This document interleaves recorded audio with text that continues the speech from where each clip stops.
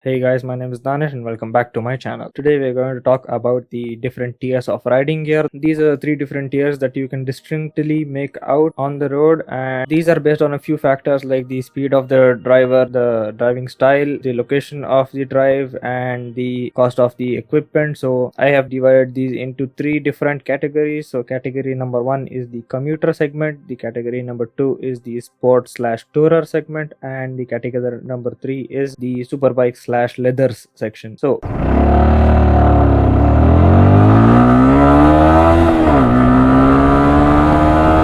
all three sectors depend on the tier of the bike and the available funds for the rider to buy the riding gear. So the commuter helmet is the basics of the basics, so it's either a half face helmet or a full face helmet with the ISI standard, and then a pair of regular cloth or textile gloves. I do not support people wearing the sport shoes or the formal shoes while riding, but I can't say too much about that because they will have different circumstances. But I would recommend a type of sturdy type of boot that can hold their shape a lot better. And the final option is not having exposed skin in this segment. So just not having exposed skin and just having another layer on top of your body will not help you too much, but it's a barrier nonetheless, and it might protect your skin to a certain extent. And the second tier here that I have to go through is the sport tourer segment. So here is the rider who has a bit more money and has a bike and he occasionally goes out on ride. Here they will go for an ECE or a DOT rated helmet. This is of course a full face helmet, and there are different tiers in this range with the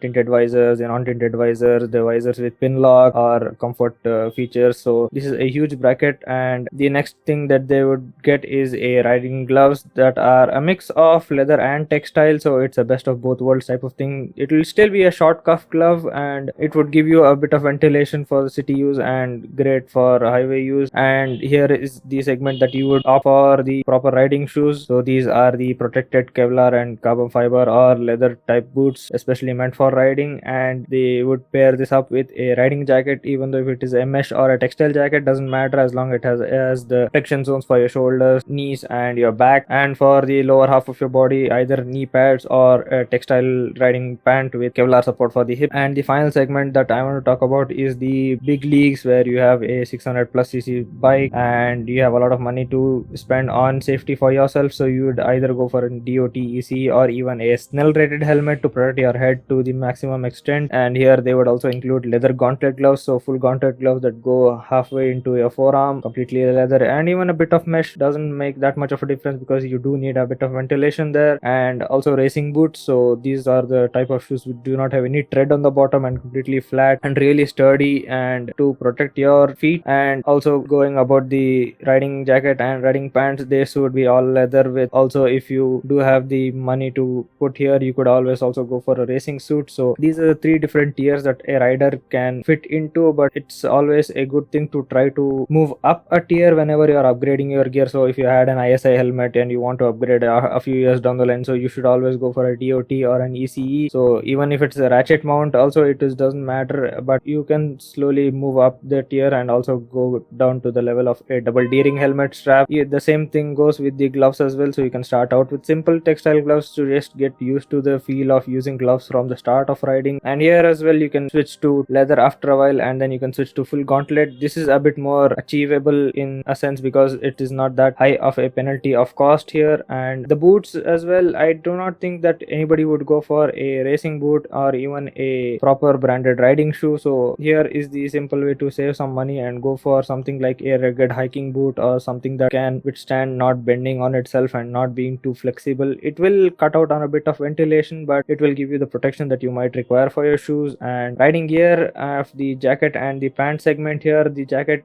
I would always recommend that you get one for at least your long rides. So even if you are a commuter rider, if you have a jacket there for yourself, be it leather or mesh or textile, you can just use it for your long runs and your weekend outings with your friends and family. So just make sure that you can find one that works for you. And coming to the knee pads and track pants, this is a bit of a more of a niche thing that doesn't really work here in India. India because nobody has the time to wear dedicated riding pants and go out. So here I would recommend just getting a pair of knee pads that either can be exposed on the outside of the skin or the ones that you can wear inside your pants. So something should be that to protect the lower half of your body. And coming to the racing suit, I think that is not going to really work here in India. It's just too hot and you will feel like you're in a oven when you wear a racing suit and ride around in the city or even on the highway, unless you're on a track and it's just for a short duration. It doesn't make much sense here. Keep looking to switch up your gear and just move into the next gear. Slowly and surely you will start collecting your riding gear and you'll start understanding more about what riding gear you can and cannot get, what comforts that you can sacrifice and you can't sacrifice on. All of this is just the extended riding experience that you can go through and experience, and you'll start slowly learning of what you can and cannot do. It would always be a fun thing to do, as well as and having the utmost protection that you can spend on. I started out with a basic ISI helmet as a tier 1 commuter, and I have upgraded to my final helmet that I'm currently using, which is the Axor helmet that is DOT/ECE rated. And if you want to look at all of my helmets that I've used over my riding life, you can check out this video up here. And I have this riding jacket that I bought as a sport tourer jacket, which can do all the things. It has a bladder inbuilt in it in the back and shoulder and elbow armor at CE level 1. I really have to upgrade the back. And finally, coming on to gloves, I have these Koyoko cotton fabric gloves. So I bought these because I needed a lot more ventilation than usual because it was hot and humid a lot over here. And I have my hiking boots that I use as my riding shoes because they're quite sturdy and nice to wear and not have my feet bake inside. And the only thing that I'm missing is the knee armor and pants, so I'm still on tier 1 in that sector. And I have plans to get the hidden knee armor or a riding pant. I haven't decided which one I'll go for yet, so let's see how that goes. And also about the gloves, I do have plan to go to full gauntlet leather/mesh gloves, which will come in the future, but I don't think I require them anytime soon, and I'm not going to replace my perfectly working gloves, so I'll upgrade them when these wear out. So that's it for me today. Hope you like this video. Give this video a like, get subscribed to my channel,